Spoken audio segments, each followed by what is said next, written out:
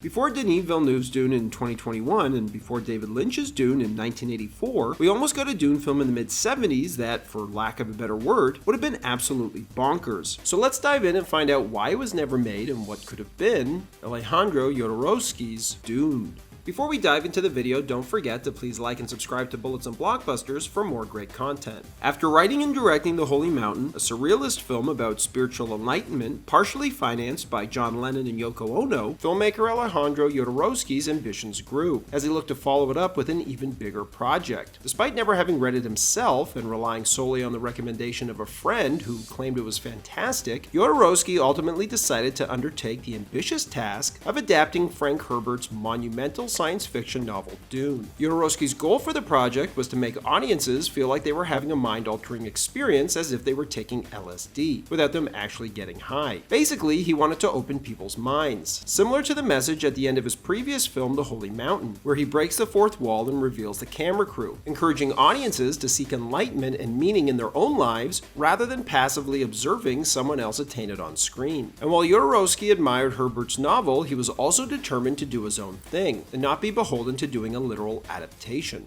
To help visualize his story, he'd hire French comic book artist Jean Giraud, also known as Moebius, to storyboard the entire movie, which would be compiled into a book known as the Dune Bible. Frank Herbert would call it the size of a phone book, and speculated that it would make for a 9-hour movie. However, despite rumors suggesting the film was going to be even longer at 14 hours, several drafts of the script have since surfaced, each approximately 3 hours in length, a duration confirmed by Jodorowsky himself as his intended runtime for the film. And because there are some differences between these drafts and his Bible, it's difficult to decipher which moments from each would have ended up in the final film. Having said that, let's dive in and take a look at some of Jodorowsky's more wild ideas. Inspired by the famous single-take opening tracking shot in Orson Welles' Touch of Evil, Jodorowsky's Dune would have opened in a similar manner, except on a cosmic scale, as the camera travels all the way through a galaxy, passing pirates robbing a convoy of spice until we eventually end up on the Emperor's Golden Planet. Superman Returns and Contact would eventually do something similar, with Returns opening with Superman's journey from Krypton to Earth, and Contact showing Earth's radio waves traveling out of our galaxy and into deep space. Another version of this opening, likely cut due to budget constraints, would have followed a ship through space to a planet at the center of the galaxy. After landing on the planet, dog beings in the far future, presumably searching for humans, aka their masters, would have emerged from the ship and entered the Museum of Man, where they find a giant robot on a crucifix. After pressing a button that activates the robot, it projects through its eyes the history of man on a screen, acting as the film's prologue, eventually ending with the discovery of Arrakis, aka Dune, and its spice, making Arrakis the most important planet in the galaxy. Duke Leto Atreides also would have been castrated during a bullfight as a boy. However, after Lady Jessica falls in love with him, the Duke is forced to reveal his secret to her, as he laments that he's unable to reproduce. Undeterred, Jessica makes a cut on the Duke's finger, using a drop of his blood to inseminate herself. From here, the camera would follow the red drop of blood as it travels through Jessica's cervical canal before fertilizing one of her eggs, resulting in the eventual virgin birth of Paul, who would go on to become a messiah-like figure. To play him, Jodorowsky cast his own son, Brontis, who was 12 years old at the time. To prepare him for the role, Brontis was rigorously trained 6 hours a day, 7 days a week, for a period of 2 years in jiu-jitsu, karate, judo, aikido, and also knife and sword combat, in what Brontis has since described as painful and merciless. To play the Duke, Jodorowsky wanted Bill himself, David Carradine. To play Lady Jessica, Jodorowsky originally approached Charlotte Rampling, who would end up playing the Reverend Mother in Dune 2021. However, after reading the script, Rampling was shocked to find a scene during the invasion where Beast Raban commands his Harkonnen army to pull down their pants inside the Duke's palace and defecate all at once in order to insult the Duke. Rampling would balk at this scene, saying, "I can't be in a movie like this. I need to be in a movie that people are actually going to see. Who in the hell is going to see this movie?" Disappointed, Jodorowsky would turn to Geraldine Chaplin, who was nominated for a Golden Globe for her role in Dr. Zhivago years earlier. And speaking of the battle for Dune, the Atreides soldiers would have put beggars, the elderly, and even women and children on the front lines to use as human shields, so that the Atreides soldiers can fire arrows from behind to kill as many Harkonnens as possible before they can get to them. The Emperor of the Galaxy in this version also would have been insane and lived on an artificial gold planet in a gold palace, with some rooms built upside down. To play him, Jodorowsky wanted fellow surrealist Salvador Dali. After courting him and agreeing to many of his ridiculous demands, like including a scene of the emperor on a dolphin toilet throne and being forced to cast his muse, Amanda Lear, as Princess Irulan, Dali finally committed to playing the part on the condition that he must be the highest paid actor in Hollywood, demanding $100,000 for every hour worked. To get around this, Jodorowsky made the emperor terrified of being assassinated, resulting in him having a robot that was identical to him who would appear in most of the emperor's scenes in place of him, reducing the time Jodorowsky would need Dali on set to just 1 hour. In spite of this, Jodorowsky would eventually have to fire Dali for making controversial pro-Franco statements. However, it wouldn't be all for nothing, as Dali would introduce Jodorowsky to H.R. Giger's work, inspiring Jodorowsky to hire him to design the look of the Harkonnens. Giger would go on to become a designer and conceptual artist on Ridley Scott's Alien, famously designing the xenomorph. But we'll come back to him, Alien, and Ridley Scott in a bit. The Baron would have been played by Orson Welles, who we first would have met during a hedonistic party as he's carried on a litter into a room that has gargoyles spitting wine into huge pools. And this room would have been in his castle, which is built like a giant portrait to himself. The Baron's heir and youngest nephew, Fade Rotha, played by rock star Sting in David Lynch's version, also would have been played by a rock star in Jodorowsky's version, as he eyed Mick Jagger for the role. The ending to Jodorowsky's Dune also would have been radically different from the book, so skip ahead to the next chapter if you never read it or have yet to see Dune 2 and don't want the ending spoiled. During the knife fight between Fade and Paul, in Jodorowsky's version, Fade cheats and poisons Paul with a poisoned spur from his belt. However, Paul is still able to defeat Fade and kill him. Afterwards, severely weakened and vulnerable from the poison, the Emperor would have ordered his execution, leading Lady Margot, a close friend of the Emperor, to slice Paul's throat. As he dies, Paul would have said, "Too late, I cannot be killed, because..." and then he would have died. As Lady Jessica would have continued his sentence with his voice, saying, "Because to kill the Messiah, you would have to kill me too," followed by each Fremen and Atreides speaking collectively as Paul, demonstrating that Paul lives in everyone and underscoring the interconnectedness and unity of all beings. From here, Dune would have transformed from a desert world into a green tropical paradise, before leaving its solar system to go out into the universe to illuminate and enlighten the other planets. To realize his vision, Jodorowsky assembled a team of artists to create concept designs. As previously mentioned, two of these artists were Moebius, who drew the storyboards, and H.R. Giger, who did many of the designs for House Harkonnen. But a third was Chris Foss, who had illustrated the covers of several science fiction books. Jodorowsky would hire Foss to design the look of the spaceships, which Jodorowsky didn't want to look anything like modern, sterile, gray and white spacecraft, feeling their designs were dull, boring, and the very antithesis of art. Instead, he wanted bold, colorful, and loud designs modeled after fish and insects. After working with his team of artists to create the look and feel of Dune, Jodorowsky turned his attention to figuring out how to actually achieve all of these visual effects. And since it was the mid-70s and before Star Wars and ILM, this would be no small task. Jodorowsky would seek out the help of Douglas Trumbull, who worked as one of the special effects supervisors on 2001, A Space Odyssey, famously developing the slit scan photography process used in the Stargate sequence. Unfortunately, both men failed to see eye to eye, with Jodorowsky feeling that Trumbull was too technical to realize the spirituality of the effects. Instead, Jodorowsky would hire Dan O'Bannon, after seeing the low-budget science fiction film Dark Star, which O'Bannon co-wrote with John Carpenter, who directed it. And while O'Bannon would accept the job, he also couldn't believe that Jodorowsky entrusted a project as significant and ambitious as Dune to him. And finally, to do the music, Jodorowsky would hire Pink Floyd after meeting them during the recording of Dark Side of the Moon, with the group planning a double album of music for the film. So what went wrong? Well, after having already spent $2 million of the $10 to $15 million